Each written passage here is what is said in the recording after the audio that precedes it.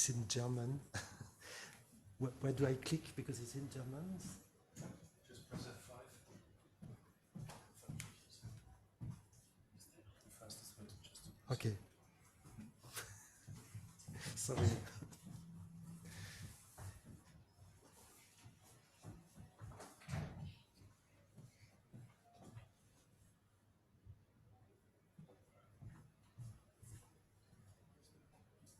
Okay, it's perfect.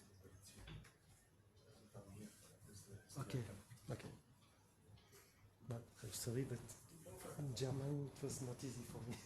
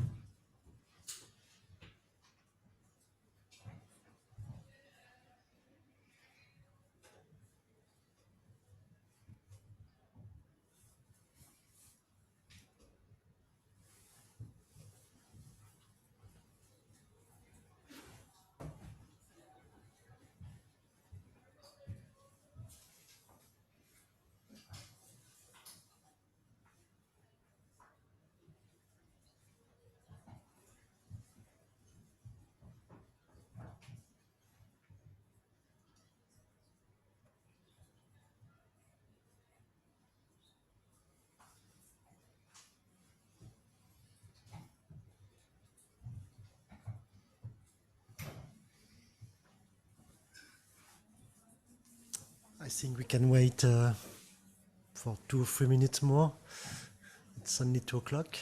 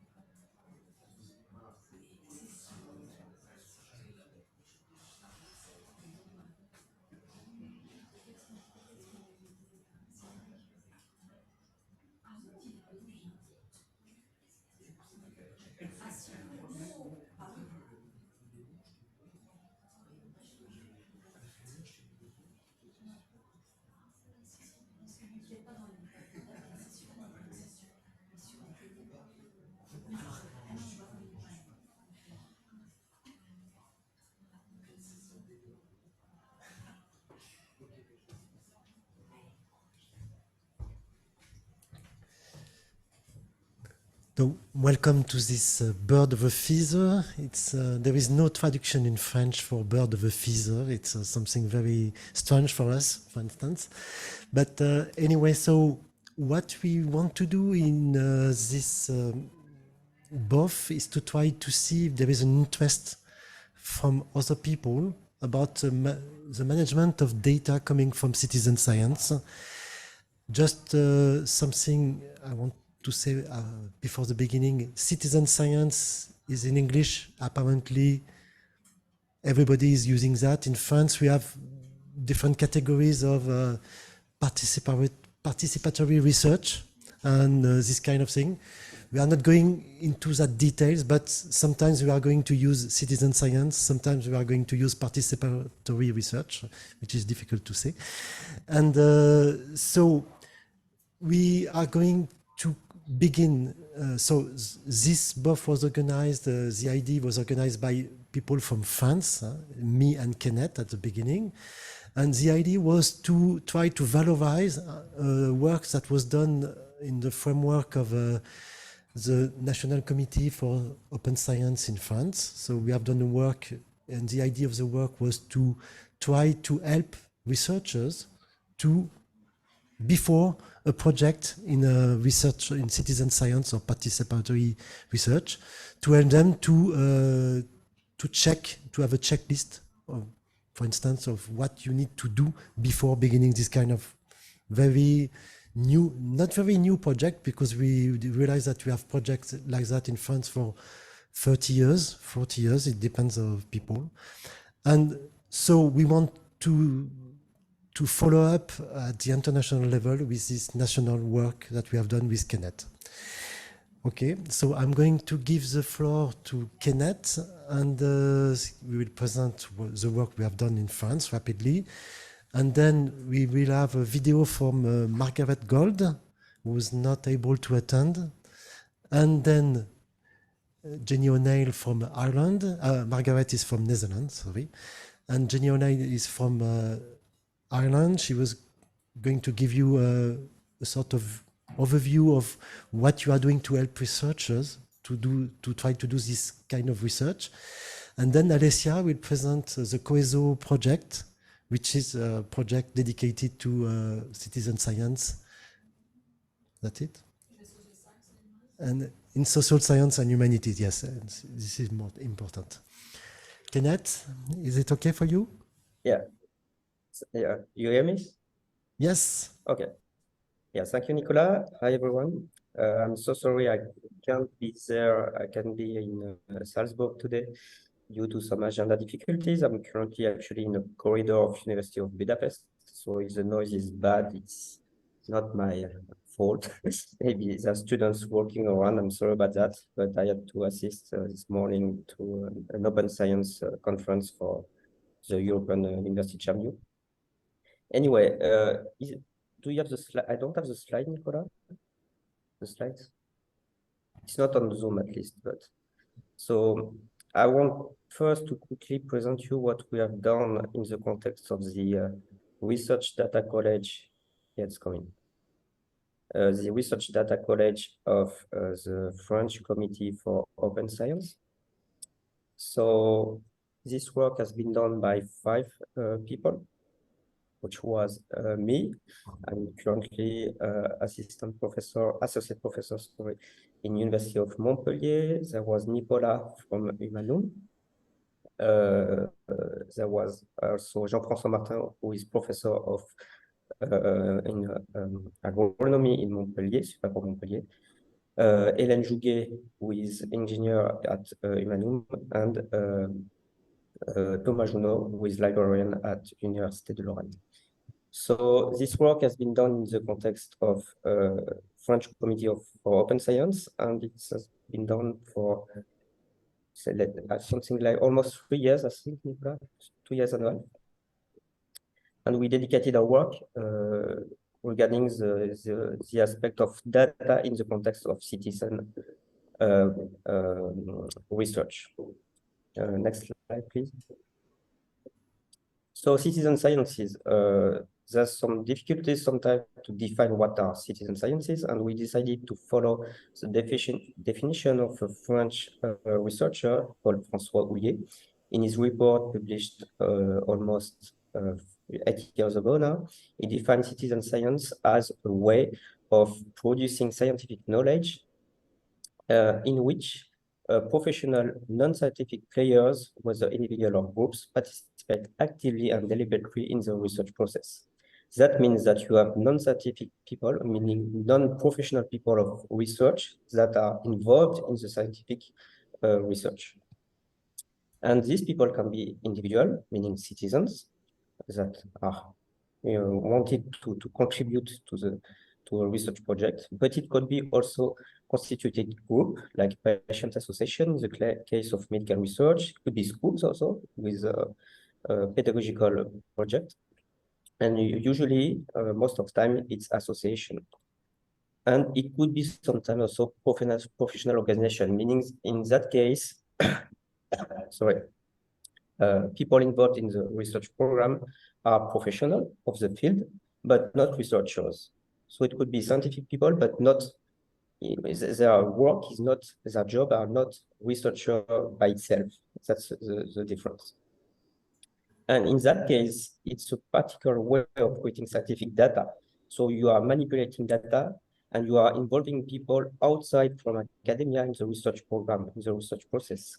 And of course, you have to think how to deal with that because they are not professional of research.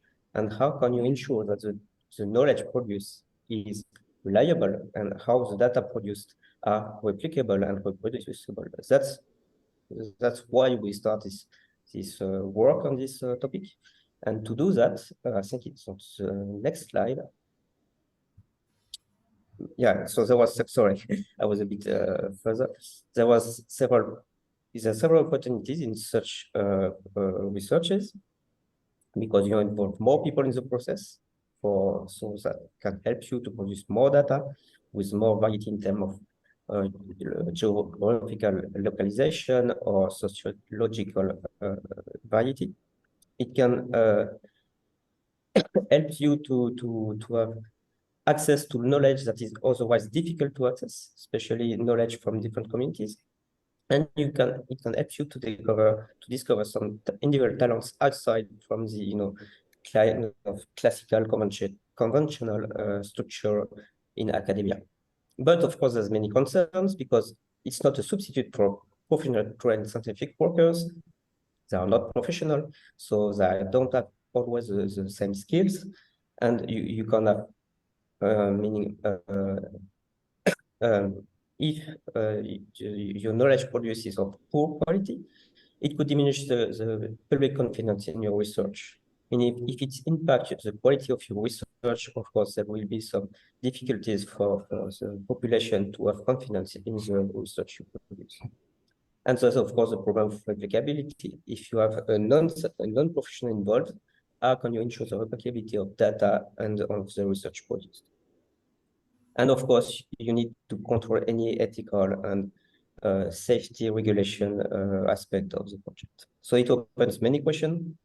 How do you monitor the quality of data? How do you give any feedback to the participants?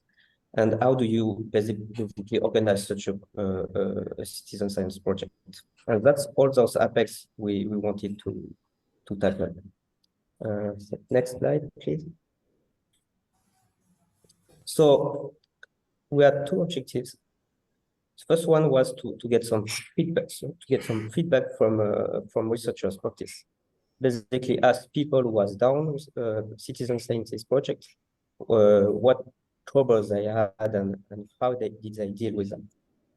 And the second objective, it was from this feedback, can we produce some practical guide for researcher to help any researcher who want to start a citizen science project and has never done it before, to spare him some time so that he can go more easily into the operational part and avoid him to be stuck in some difficulties that has been encountered before. So that's what we did in the context of the Open Science Committee in France. So it was led by myself, and it was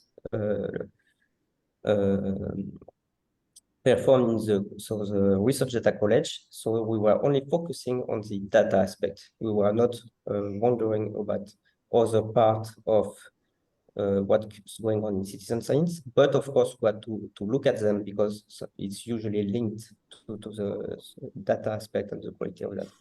So if you want to have access to the documents we produced from this work, you can go on this website, ouvrirlascience.fr. It's a website of the French Committee for Open Science, and you're gonna have at least the second document who has been translated into English, so you can download it freely on the website. Next, please. So from the national survey, so I think it was for 2 months. There was a survey online for 2 months. We got something like 359 complete response. And among this response, there was something like, if I remember correctly, there was 87 response from people who already organized a participatory research project. And from those 87 people, 30% of them almost said they'd used a data management plan. So that's quite high actually, because at those times, most of those projects, it was not mandatory to have a data management plan. So most of them are using this as a tool because it's a useful tool and not because it's mandatory from the funding agency. Furthermore, 55% of them say that they had a strategy in terms of data quality insurance, meaning they have anticipated that they have to set up a strategy to ensure data quality beforehand, and 60% afterwards. But only 28% had a strategy regarding metadata quality. And from this survey, we found out that training of participants, of the non-scientific participants, was the most and more frequently cited element. You have to train people so that they can perform the task they have to. And the second one is you have to basically evaluate your participants. So you have to set up some dynamic confidence score to identify non-compliant participants and eventually detect trolls or fake data issues. And for that, usually it's cross-check evaluation with other participants or some external experts that do the same task and compare his results with the participant results to see if it's reproducible. Next, please. So here it is. So that's the French version. Don't think there's an English version of it, but that's the result of this survey. And we after this survey, we had 9 interviews representing almost 10 hours of recording of different people of different fields, scientific fields, for different type of project to get more information on the details of such projects. And it has been very there was a huge variety of projects. For example, there was a project called CITIC, research on ticks, and when you collect those ticks and take picture of them. And another one, photo shop windows during the. So very different project has been studied to try to produce some view of all the fields that may be involved in such citizen science. So you have access to this survey, research survey from the following link here on AL, which is French. Next, please.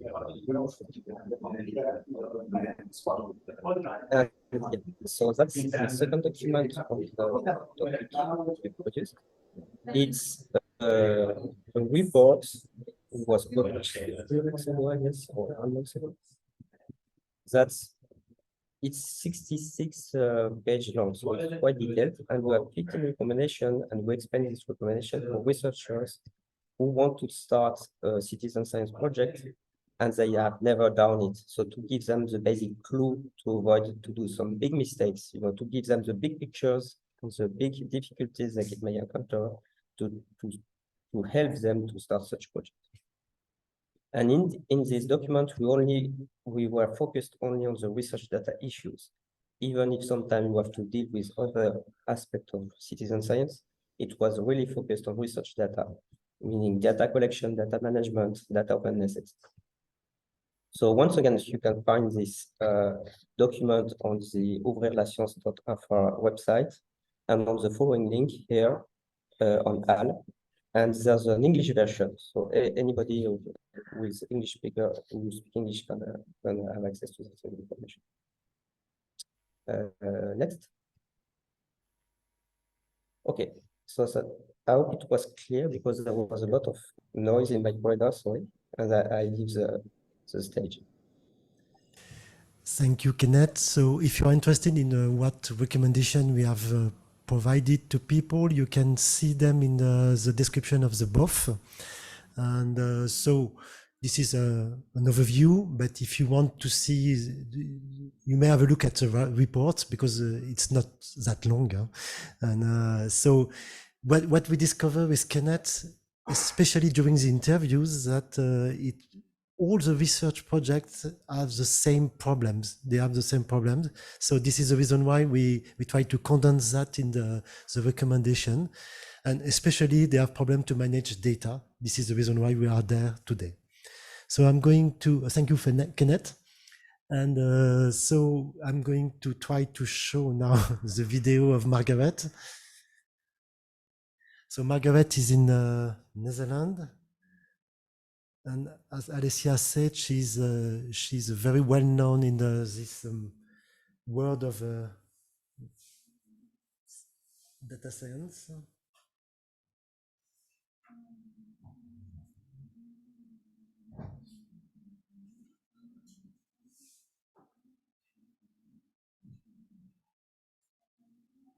I'm sorry that I'm not able to join you this morning in the room in Salzburg. I wish I could be joining the conversation after these presentations, but I'm very pleased to be invited to tell you a little bit about 4 different movements that are happening in citizen science. And I'll just touch briefly on a few things that I'd like to share with you. At the global level, of course, it won't surprise you that the UNESCO recommendations on open science are one of the most important movements happening for citizen science.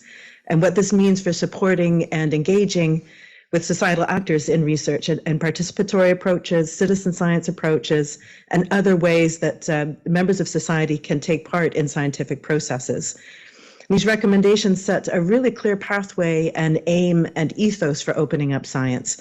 But the implementation is a trickier matter, and we're in the phase now where we want to give tangible recommendations for how to implement these recommendations in practice. The Citizen Science Global Partnership is a group that's been engaging on this topic in a community of practice on open science and citizen science. Together, we've been writing recommendations for how to enter this implementation phase for opening up science to society with tangible recommendations on citizen science practices more broadly, but also at the national and institutional level. Within these guidelines, one of the things we focus on is the need for infrastructure services for opening up science to society, and very specifically making that infrastructure accessible to other actors, having a common spatial data infrastructure or data catalog, and ensuring that people from different parts of the world can actually access that. So they're going right down to internet access, digital skills, and having these be opened up for engaging with the data or using or and examining, interrogating the data in various ways. The UNESCO Policy Working Group is now working on an open science toolkit where a number of resources can be shared. So this recommendations from the global citizen science community also is taking shape within that toolkit with specific recommendations. The second level I'd like to tell you about where the movement has something to say about citizen science and data is at European level. The EU Citizen Science Platform is a place that's sharing a really wide range of projects, initiatives for participatory research practices across all of Europe, but is also a really excellent resource for different types of guidelines, checklists, learning from practice. And you can, for example, there's a whole theme dedicated to data quality, data standards, metadata standards, and how these relate to citizen science initiatives. So I very much recommend that you look there.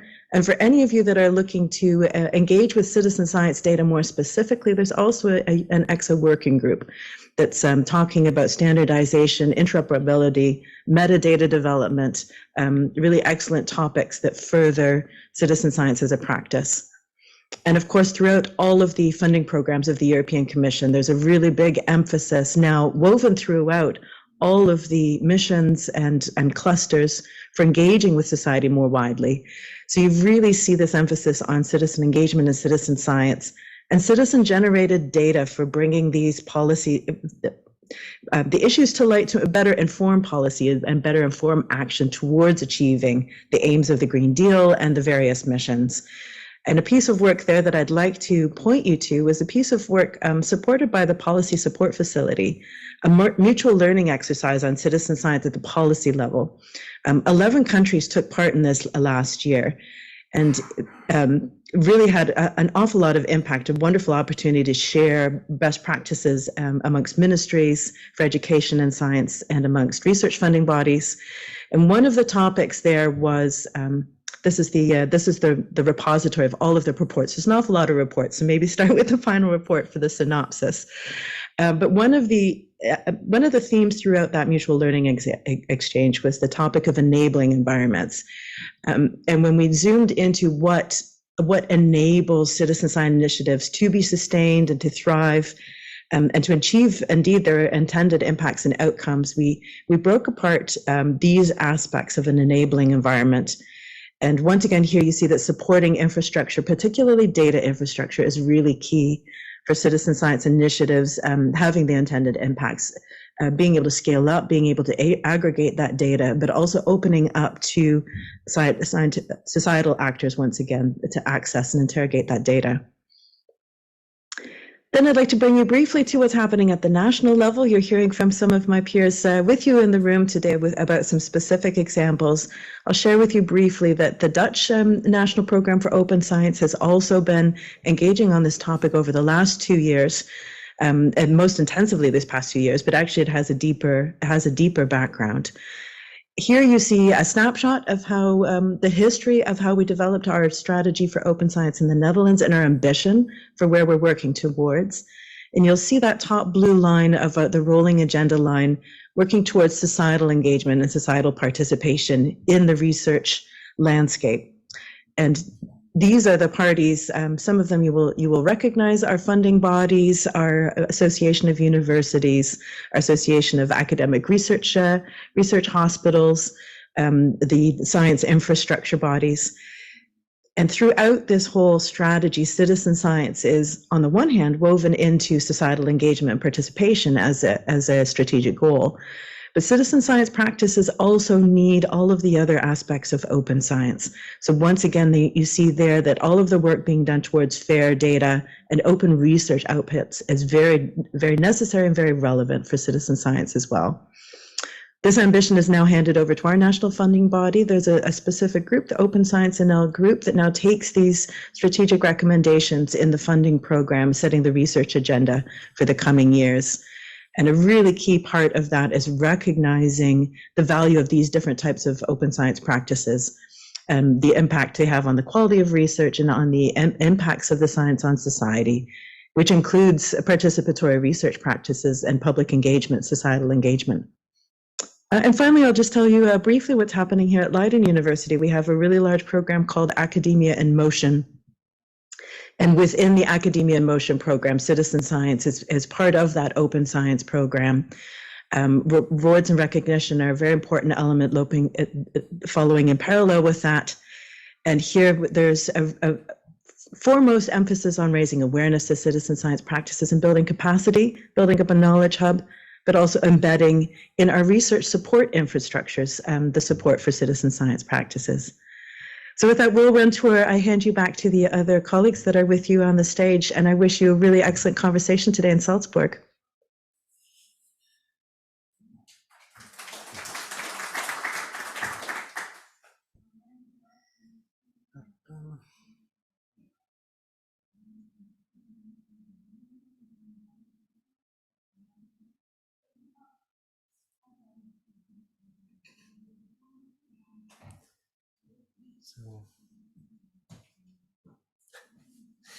So you see that Margaret is well established in this landscape of complex landscape of citizen science, and there is a very active. She's managing a very active lab in Netherlands, in Leiden, and also I was as a vice director of an infrastructure for SSH, for science, social science and humanities.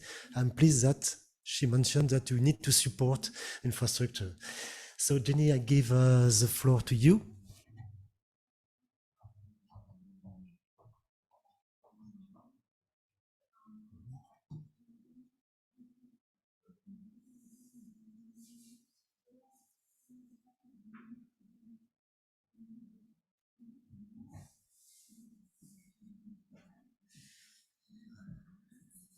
Have you opened the...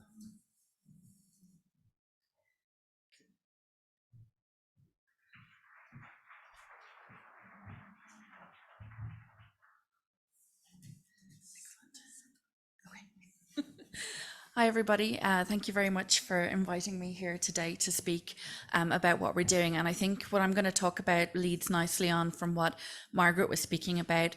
I'm looking at it from an institutional context, and this is just going to give you an overview of what we're doing in UCD in relation to supporting citizen science. My role is data manager, and I'm based in the library. And together with some of my colleagues, we provide support across a range of different aspects of open research. So mine is more in relation to data management, but I have colleagues who support scholarly communication, maps and GIS, and citizen science as well. So the citizen science community of practice itself was developed by one of my colleagues, Jane Nolan. We're currently going through a reorganization at the moment. So the new title for our unit, I think, if I can remember correctly, is Academic and Researcher Engagement, formerly Research Services. And Jane now has a lovely new title as well, which is recognising all of the work that she's been doing in the area of citizen science. So she was a Maps and GIS librarian. This is just something that she has become really passionate and interested in. And now her new title is Citizen Science and Global Geospatial Support Librarian. So together with one of our colleagues in the UCD Earth Institute, she has been developing a community of practice around citizen science in UCD. UCD is very focused at the moment on research culture, and there have been a lot of initiatives to try and drive improvements to research culture across the campus and across the institution. So UCD Agile are supporting the development of various different communities of practice to help drive that improvement in research culture. So the idea of the community of practice was to share knowledge and ideas, to have a series of talks and workshops for people to collaborate on different issues, to develop resources across the campus that anybody can use, to hear from practitioners and experts outside of UCD as well, identifying challenges, but also kind of highlighting some of the resources that we do have already within the library. So you're looking at different tools and different case studies that are available. So the citizen science community of practice it's only up and running for about a year now, and Jane and Liz have been doing absolutely amazing work on it. They have a very full event program with workshops and training sessions across a range of different topics. They're compiling a list of case studies across UCD as well, which you can see on their citizen science website. They've set up a mailing list which has become quite active, which allows researchers across the disciplines to talk to each other, where they're using citizen science or participatory research in their work.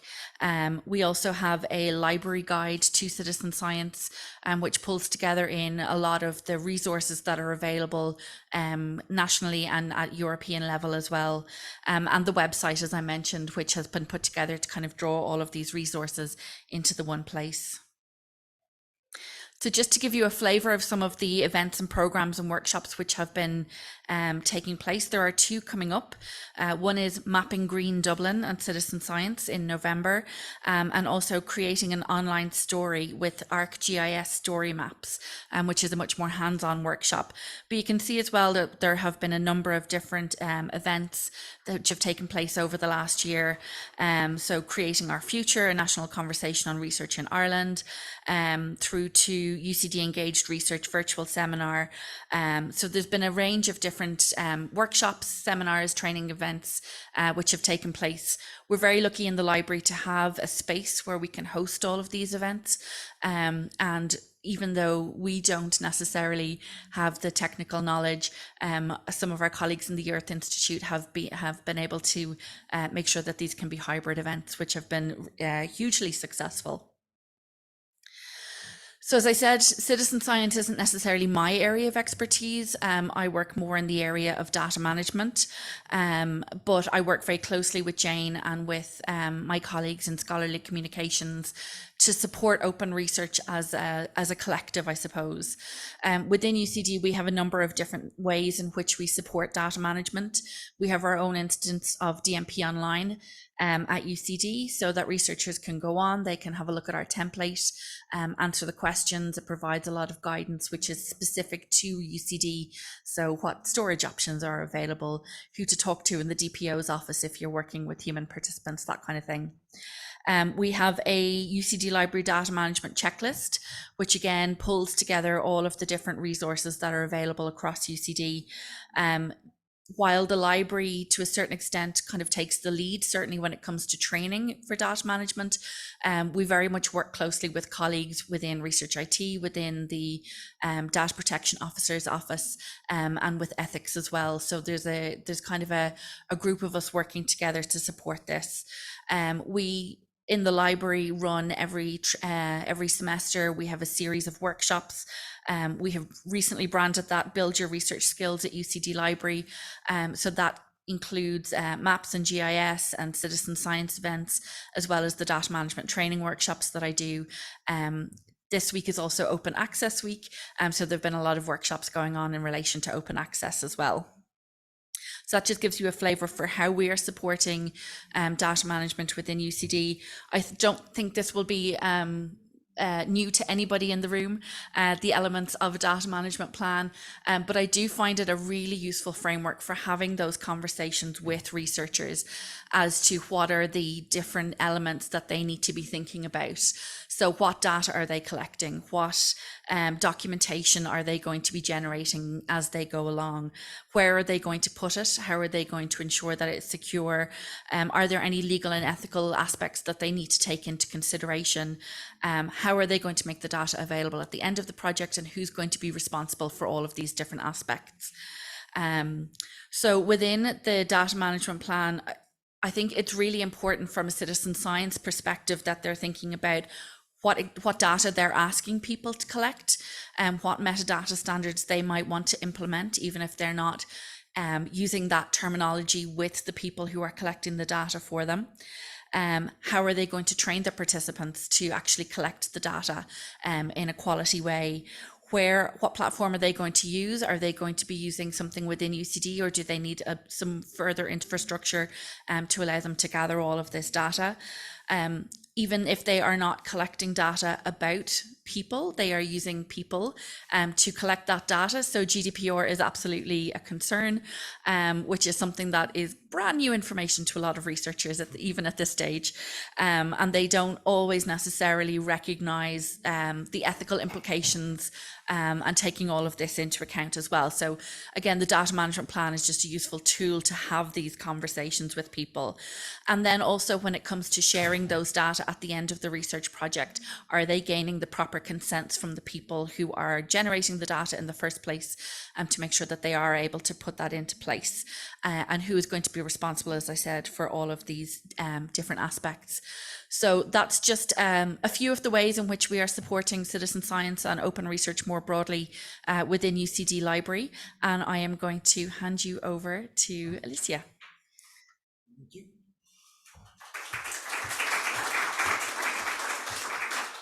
So you can see that there is a new role for libraries in universities. We discussed this matter with Jenny yesterday, and we saw that we are seeing that in France. It's a process that libraries now are supporting also research project, and especially because they are really skilled in data management. And so this is a good place to have to begin with your citizen science project. Alessia, I give you the floor. So we are coming back to social science and humanities.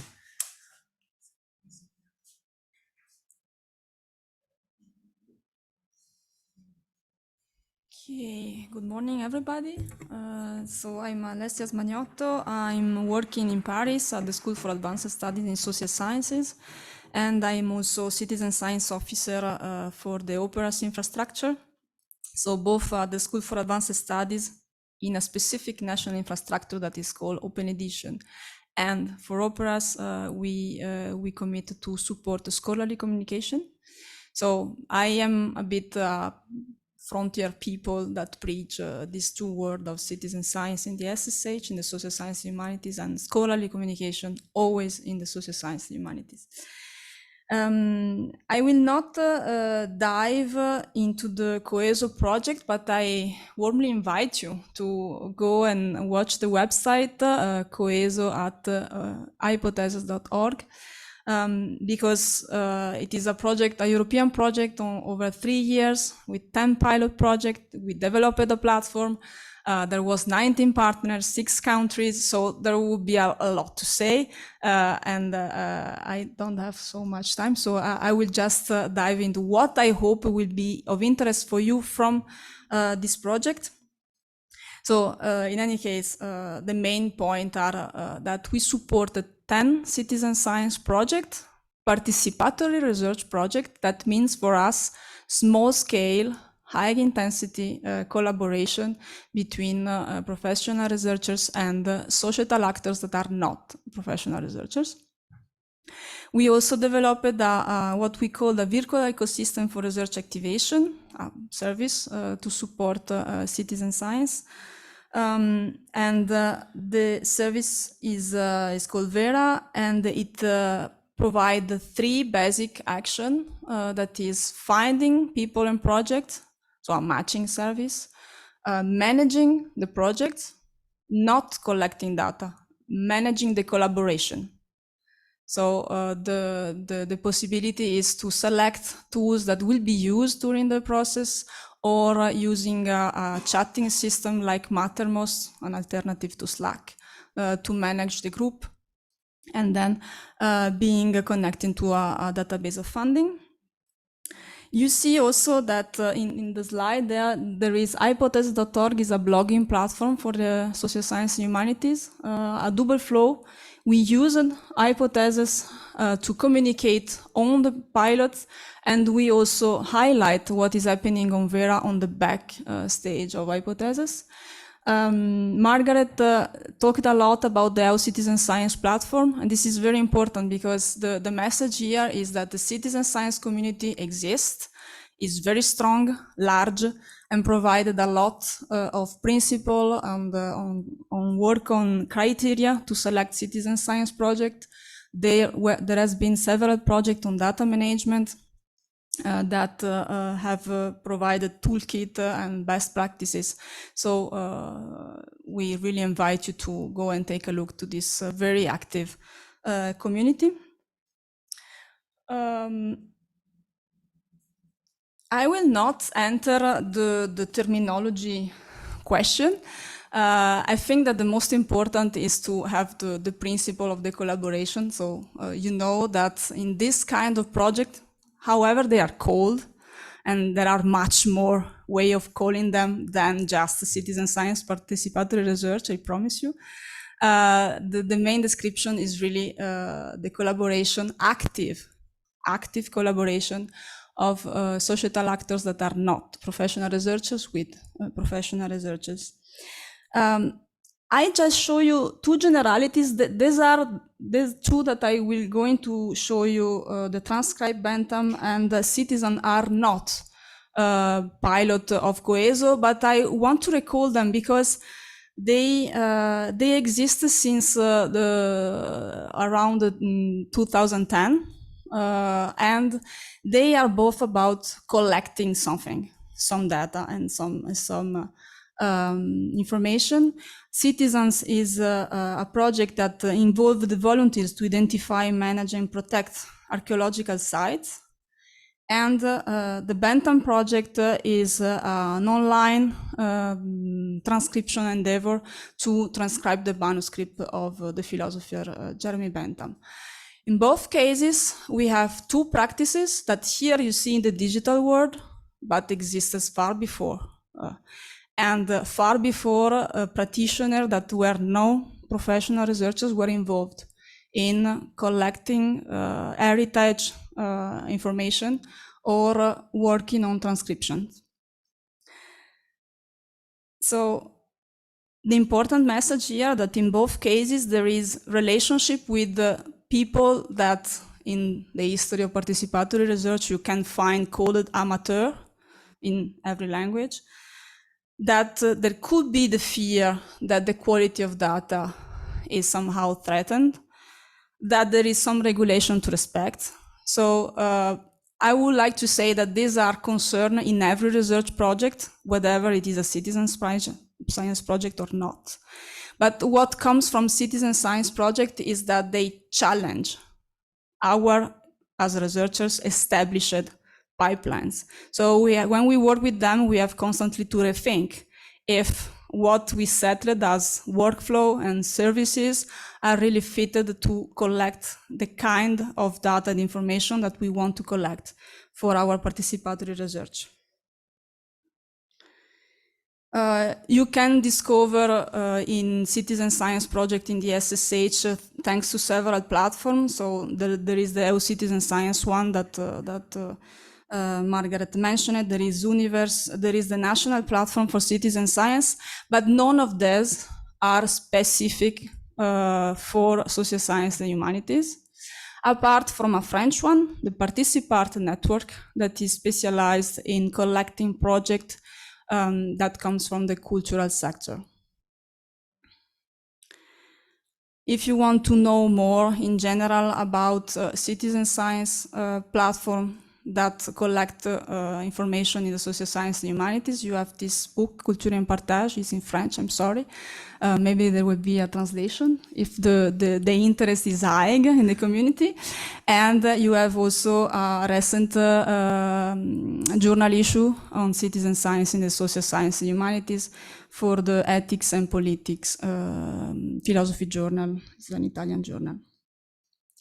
So now the 10 pilot of Coeso, again, I will not enter into the detail. You need just to know that they are all different kind of participatory approaches and research questions.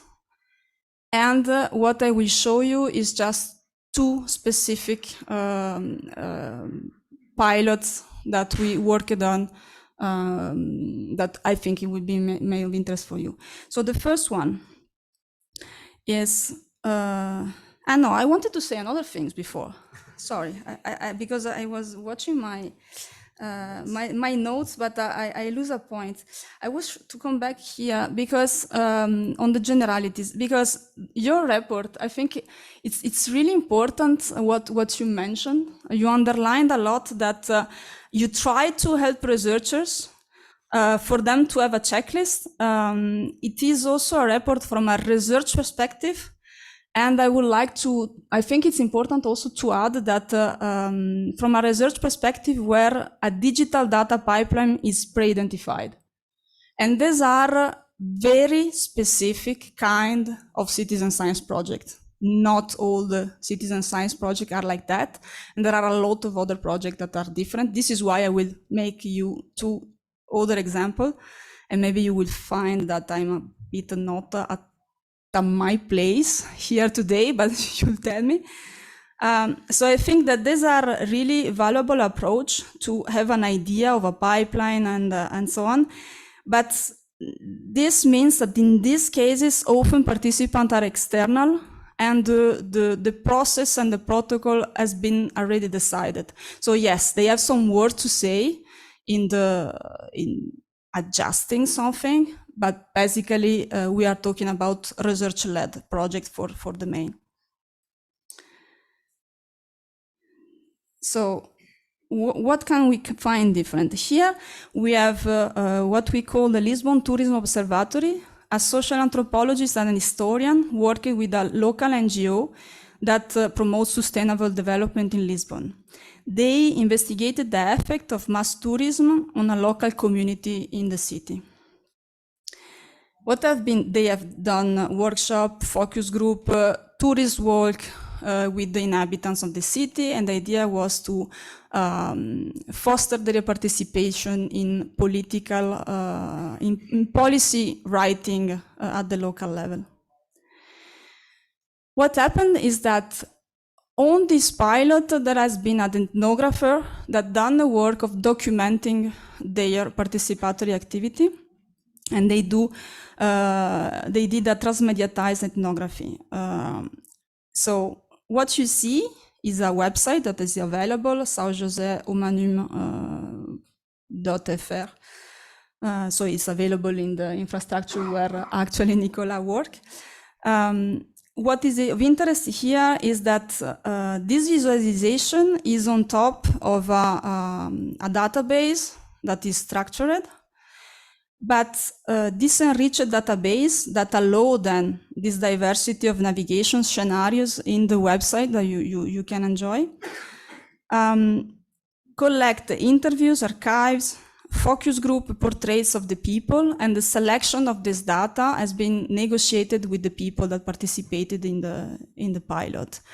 So this is an important element because there is no all the data that has been collected, but only those that has been contextualized in these scenario stories and that been negotiated with the participant. This is an important part when we work on an ethnography project.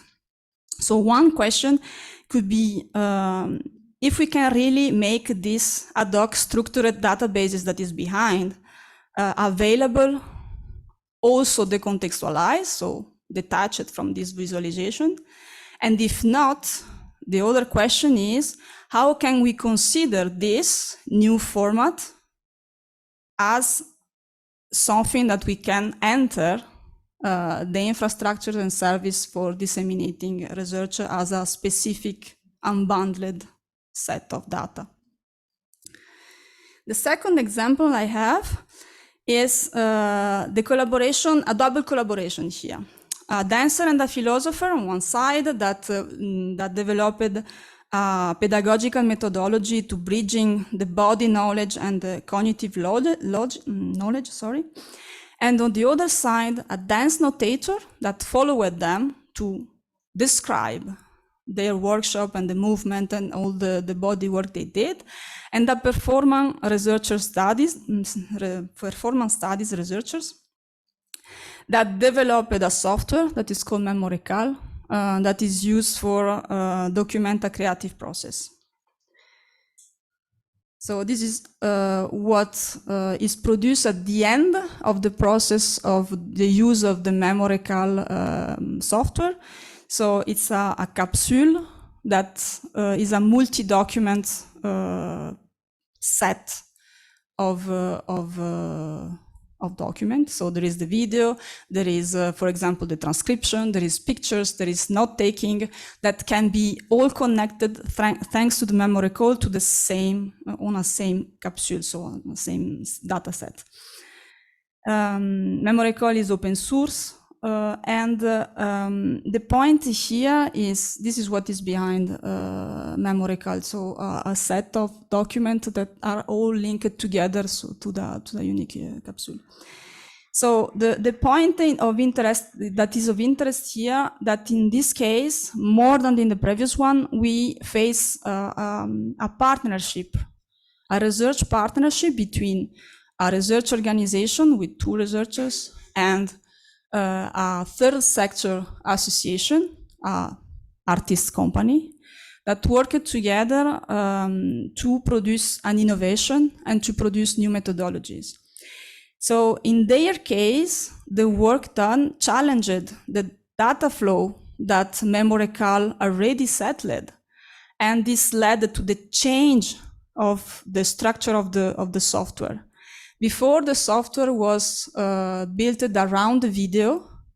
With this work, they understood that they cannot make all the data be dependent from the video first. So that memory code should be able to showcase the data set, the multi-document data set from the perspective of the document first, for example, the transcription of the kinetography. Kinetography is the way of translating dance into a document.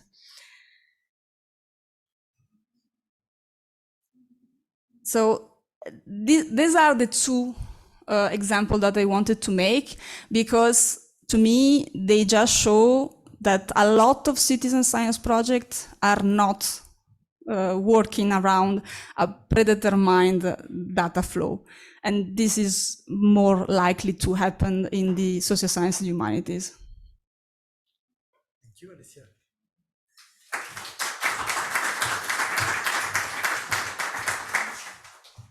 So you realize that there are a lot of subjects that we can speak about. So just before going to the discussion, Kenneth and I want to thank a lot the French Committee for Open Science for their support and enthusiasm for this BoF, and also the RDA France node, who was really key to set up this BoF, and especially Françoise Genova, who cannot attend today, but she's there in our minds, I think. And so to introduce maybe the discussion, we have identified with Kenneth and with discussing during the presentation of the BoF different kind of subject, and you can see now I think you are convinced that participatory project or citizen science project are different, and so we have some different direction axes when we can speak about. The first one is, do we need a DMP? Yes, but do we need a special DMP adapted for participatory project, for instance? So you realize that in France, during the survey, we found that a lot of people didn't use a DMP, but it was a mistake, because they have done after that, they realized that it was very difficult to manage the data. So during the DMP dialogue, may I say, you have also to choose where you want to put your data, and this is something very important, and also all the legal issues, which are quite different from a normal research project. Especially, generally speaking, you store the name of people, and sometimes you track them, because this is the goal of the project. So this kind of issues, you need to have a good answer before the project begins. And also something which was totally demonstrated by Alicia, all the citizen science project, it's easy to say, that we interviewed, they had some problem during the process of the project with the tool to gather data. And so generally speaking, there are two possibilities. They dropped the tool. So for instance, we mentioned the project that during the COVID, there was a lockdown, they asked people to take pictures of shop windows.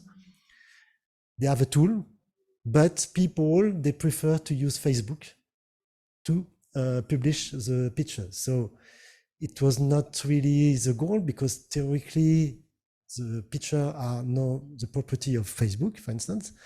And also, they lose a lot of information about people, where in what context the picture was taken, and so on. And Also, there are other people, like I mentioned also the project TIC. It was a very nice project. They studied tick. That means that people are taking pictures of ticks in the forest. And even now they are sending ticks to the project. So they have done a sort of ticotech. And so that means that sometimes you have, what I want to say, two things about this project, and I give you the floor.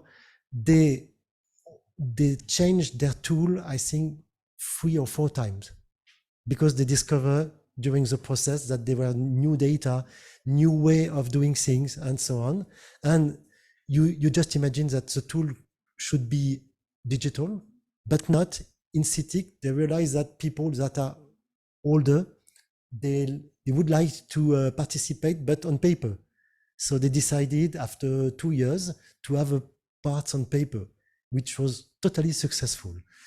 And last thing I wanted to say, I forgot, so it was not really important, I think. No, I just wanted to say that sometimes during the process of the project, you need to reward people because they are doing a work for you. And this is something very difficult because there is a contradiction.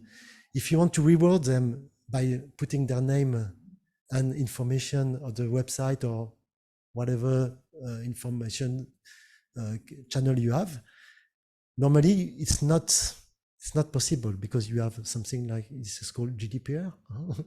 And but anyway, there are some possibilities, and I remember a project from the National Museum in France.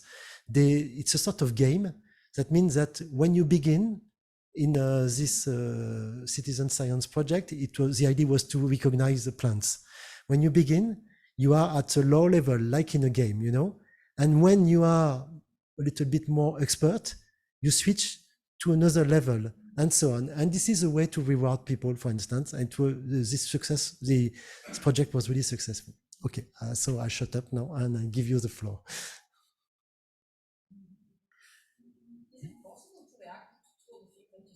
Yeah.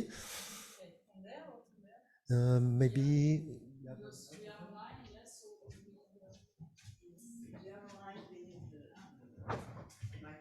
We can switch to Kenneth. Yeah, one point was about you asked if we need a DMP or a specific DMP, and that was a note I make, but I forgot to mention is that we worked a lot with people that have no idea what a data is and they don't care, and they don't know what a data management plan is, and they don't care.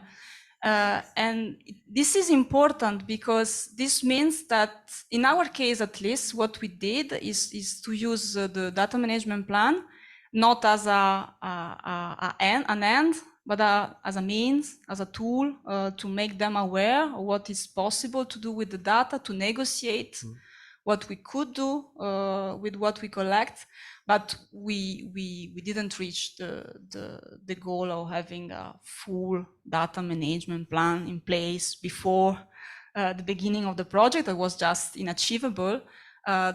All that we could do is to make the journey with them during the project, thanks to a data management plan structure that was very helpful. And at the end, we reached to have a dialogue with them about handling data. And some of them understood this question also for their professional field. We worked with artists and with journalists. So that was interesting for them to see how research managed data. And the second point was about the crediting the people. It's not only about GDPR issue. It's also about them willing to be credited. That is not to be taken for granted. Sometimes they just don't want. And other time they see no point because they belong to another professional field that have other spaces. And in some of our projects, for example, co-authoring that we could imagine is something that everyone is willing to do, not at all, because putting his name, especially for journalists or artists, I mean, they will be inside the research world, but for them it's not worth being then because their colleague don't watch there. So, and vice versa for researchers.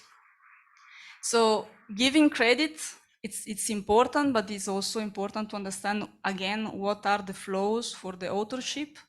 And for the research infrastructure, the question was, is the author metadata enough complete to be clear that, for example, a blog post that has been co-authored by a researcher and an artist has been actually co-authored by a researcher and an artist. We have just the name, so we have no idea of the status of the contributor. So that was another question that emerged from the project.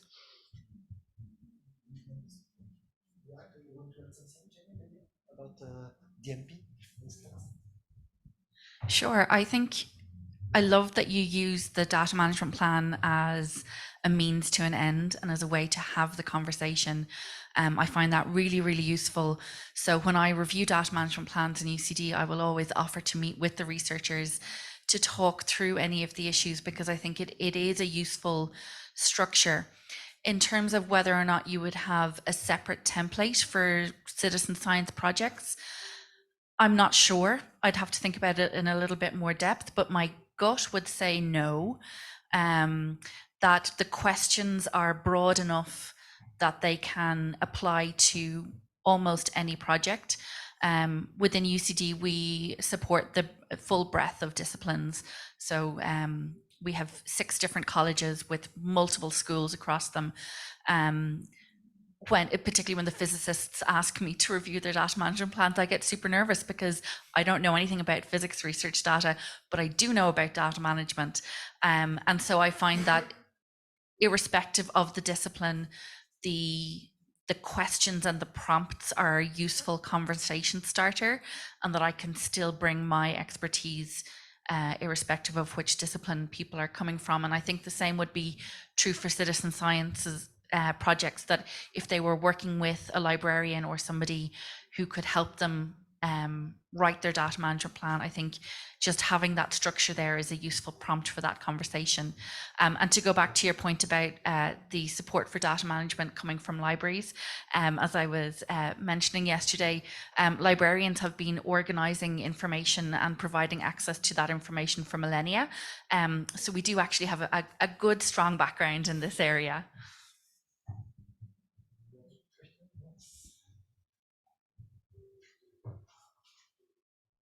Thank you. This is Bernd Resch from University of Salzburg. So from our experience, let's say we struggle a little bit with these kinds of topics, because there is a very strong GDPR relation when we talk about personal data, let's say, and whatever that is. I mean, it's not always easy to define. So first of all, there is the right for erasure in the GDPR, right? So anonymization, pseudonymization, and DMPs oftentimes go together nicely, but then the question is, you still need to be able to re-identify people if they want to erase the data, right? And this especially concerns when cases when we don't necessarily take up data about anything else, but about the subjects. If they fill something out, if we record physiological data or whatever that is. And that's a bit of a tricky thing, and that's a bit in line with let's say the broader context of DMPs, namely copyright issues. What do people gain from when they contribute? You cannot always handle everything with opt-in agreements, right? And then, especially if, I don't know, you have spin-offs, commercialization efforts from citizen science initiatives, and then things get tricky very, very quickly there. So there's more of a problem statement here, because we don't have the proper solutions yet, but that's what we find is getting trickier as well, because there is a big awareness also from the side of the citizen scientists.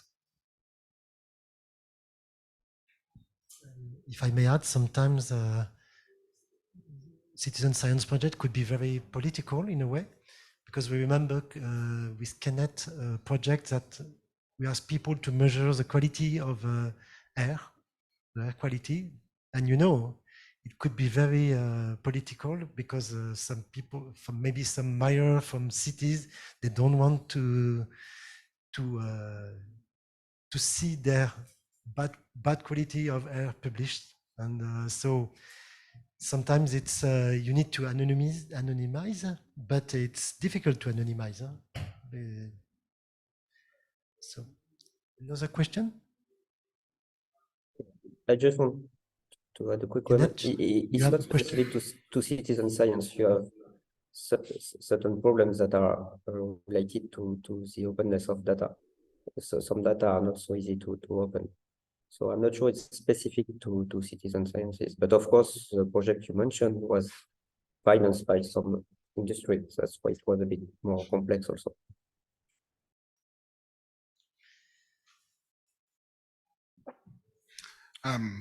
It's more of a statement more than it is a question. So my name's Levo. I'm the Strategic Director of Indigenous Data for the University of Melbourne. So I'm from Australia. The work that we do, or that I manage, is predominantly two different research projects that I want to mention. One of them is a national infrastructure project, specifically looking at the improving Indigenous research capability within Australia. The second one is also a community data project, and those are both participatory research methods and a lot of anthropological methodology, a lot of demography work as well, and ethnography techniques. The thing that I want to kind of talk about is data. And when we're working with populations, particularly very disadvantaged, low socioeconomic communities, that, well, what is data, and having that conversation, what we've found throughout all of that research is that there's a point that precipitates all of that. And so what we do is we have, we strengthen the outcome and the quality of data and the actual skill acquisition transition part. And that is led by a conversation about, well, what is data? Data in its very core essence, regardless of who you are, what your discipline is, provides context and structure over reality. And so, for my personal background is as a linguist and as a nurse. And so for me, when I use language, it puts structure over reality for me to be able to do my job, much like community. So when you go into community and you're hearing people say, oh, I don't really worry about managing data, but what you actually find when you draw it back and you actually explain data in its very core form of what it is, you find that some of these people have very sophisticated data management practices, but it's not translated actually into, that tangible data management plan per se. So that is what we've found is the core and the most critical part is actually having a universal understanding of how it is. Just for context, Australia has over 600 different languages. So when we're working with different communities, we could be working 50 kilometers down the road, and yet the language and the way that they categorize in those language groups is complex. And so when you start to have those conversations, Dublin core, the way that Yolngu people in the Northeast Arnhem Land categorize is some of the most complex and the most sophisticated categorization you'll ever come across. But when you start to break it down, you have that very kind of, core conversation. What is data? What is data for people individually? And it's about actually finding and having an understanding when you're doing that matching piece too, when you're linking citizens and peoples to particular projects, and we centralize the idea around co-design. So that has to be critically considered. It's not just about, well, what's the motivation and the benefit, but we also focus on what's the collective benefit as well. What's the motivation? What's the intention? But in terms of motivation, you have that in clinical research. For example, when you have chronic disease, your diabetes, for example, you have a huge motivation from patient to contribute to the research and provide data. So in some cases, the motivation is really from the citizen itself. So I think it's also important to think that citizen science is not only collecting data by citizens, but also is getting problems, getting research from real problems of citizens sometimes, especially in the case of chronic disease.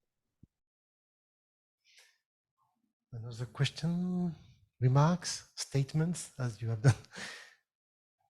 In the chat, there's a comment from Sabrina, maybe. I don't have access to the chat. Can you read it from Budapest, Kenneth? So sorry, if maybe Sabrina, you can, if you can speak, it will be, yeah. Sure. So many of the panelists talked about this recurring question of how we ensure the data work gets done right. Like we train people, we have processes like data management plans. Do we scrutinize this more for citizen researchers than for professional people? Like we know a lot of people start their careers as researchers without having any formal data management training, but we tend to kind of assume they'll figure things out as they go along. So what does that tell us about how we scrutinize how well we are watching that the data work is being done appropriately? Who wants to answer that question? Alessia? So if I understood well, the question is about how we tackle the cases where there is the citizen scientists, so not the professional researchers that don't handle the data they are supposed to be, right? That was the question? It was more about equity. Like, do we have an insider and an outsider mentality about who is capable of doing research? Yeah, okay, with what right. training and what process? So if you ask this question, I think that my communication, so what I said, the message, I didn't convey the right message, because this is exactly what I wanted to show, especially with the dancing philosophy example. In that case, the important part of what I wanted to convey is that the researchers took into account the knowledge of the data work. Is not the artist will never talk in terms of data workflow. That is also the point, that there has been a huge work of translation without using all the word that we are using right now to understand between each other. But in the end, what happened is that the software has been redesigned to manage the data differently, thanks to the input of the work with the artist. That was what I wanted to convey, and I think it is one of our examples that show what participatory research can do to take into account the local knowledge of non-professional researchers, and how this can enter the research flow if, on the side of the researcher, we are willing to listen and to challenge our workflow. And if I may add something, something which is specific to citizen science project. I don't try to say again participatory, it's too difficult. But things which is important also at the beginning of the project is to identify your target community, because it could be at large, or it could be very more focused on, for instance, a community, patients from an association, and this kind of targeting at the beginning of the project is very important. And we also discover with Kenneth that sometimes between the researcher and the participant, you need to have a third party. That means it could be an association, it could be all kind of different, it could be a company even, but so that means that you need to train the third party and to explain what you expect from the project, but you need also to make the third party train the people that want to participate to the project. So the target is very important, and obviously quasi at all time you need to have someone in between citizen science people and the project. Maybe you disagree. Yeah, if I can add some words, I would say many citizen science projects are dedicated to subjects of interest of the target people, meaning usually you already have a community organized through association or on interest or on subject of interest for the society. So it's not always the case, but in many cases, it's already on a given subject that interests people and association. And of course, as Nicolas said, you have to be clear during the citizen science project that the motivation of this third part is not in conflict in the research finality, meaning you want to be careful about that. I'm not sure I hope it helps a bit to understand that. And also sometimes you need to have a third party for something that we didn't mention, but we discover also with Kenneth that it was always the case. When you are a researcher, when you begin a research project, it's finished with your research during 6 months, because you are doing all the work on a day-to-day operation. You need to answer questions from participants and so on. So this is also very useful to have a third party that can do that job for you, because you are totally drawn by all this solicitation by participant. And we had a case, Kenneth, when project, the blob project, and she was totally unable to do some research during nearly 1 year, just trying to inform participants to change things on a day-to-day modification and so on. Other question? Gabriela Pino from Universidad Nacional in Costa Rica. Thinking that the citizen science, the goal is not only to open and make bigger the dimensions in our research, but to the citizen science have some goals for citizens as well. And like building capacities or bringing science to the regular life of people. Do you think there is a way of assess, maybe in the future, that impact that the practice of citizen science is bringing to people, to citizens? It could be something general, do not have to be something very specific, because citizen science not necessarily is for a target public, but because I haven't seen any example of that. So if I understand your question correctly, you mean, is it possible in terms of public action to measure the impact of citizen science projects on the society, basically? That's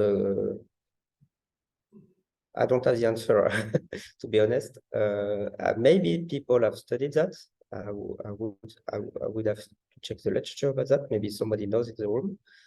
But it's, as always, when you do some public action, it's not, you have to think how to measure the impact on it. And I'm not an expert of that. So I don't have the answer. I would be pleased if anybody in the room has some clue about that. Okay, so there is at least 2 projects that I know that produced one produced a canvas for the assessment of a citizen science project. It's an European project that is finished and is called Action. And you have online the website. You can find it by searching Action Project EU. And you will have the action toolkit, and inside there is a suggestion on how to implement, since the beginning of the citizen science project, several dimensions of following the impact of the project, societal, economic, and I don't remember the other 3. So this is one project that I know that worked on the framework for assess the impact of citizen science project. Another one, they are not calling it impact assessment. They call it participatory evaluation. The project is called COACT, is again an European project that has finished. Inside this European project, there was this working group that worked on the participatory evaluation, and again they produced I use the word grid. They don't like that I use the word grid, but I don't remember how they want it to be called. Maybe matrix. Anyway, they have again, they produced a framework that can help to work with all the participants on evaluating what is happening during the project collaboration through the project duration for all the participants. And again, they have several tools that they suggest to do this work with several kind of target group. And I just want to add, maybe on the European Union website, you have from the previous program of H 2020, there was some action regarding science and society. Maybe you have few study about the impact of the citizen science project during this program, but I'm not so sure about that. But I think there's some study about the impact of what they have financed. So maybe you have to check on the European Union website. Not so sure, but maybe there's something.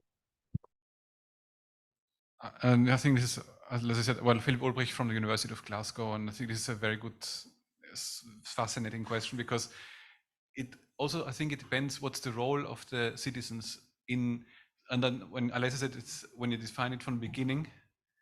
So when we worked on projects where we worked with, you were in the presentation, we worked with people who were in favelas, and they were involved from the beginning in the project definition. And then it was about disaster risk reduction and also infrastructure provisions to understand what are the also physical vulnerabilities in the neighborhood. And then some of the community leaders were part of the project, and then they said, okay, now we feel actually more able to talk to the government. Now we know what to ask for, and that's when we saw a bit of impact. And it's but it takes time and to also build the trust. Yes, it's another type of data that you need to gather and to exploit. Also, maybe we are running. The time is running. Sorry, and maybe Kenneth, do you see some question in the chat? No, there's no more question in the chat. There was a comment from Boa, but yeah, he's still online. Boa, if you want to yeah. Oh, thank you. No, I just, it's related to the conversation earlier about whether a special DMP would be necessary for a citizen science project. And my comment was that maybe it's sufficient, if that's the appropriate word, to have professional staff that maybe is more specialized towards citizen science methods instead of having a different DMP template. And how they might get that specialization is also a question, of course. I was thinking that maybe experience would be the best teacher in this case, given the multiplicity of projects and possibilities. Thank you. Thank you. Do you see another question, Kenneth? Or? No more question in the chat. Okay. Alicia, you want to say something? And maybe we are going to take a last question.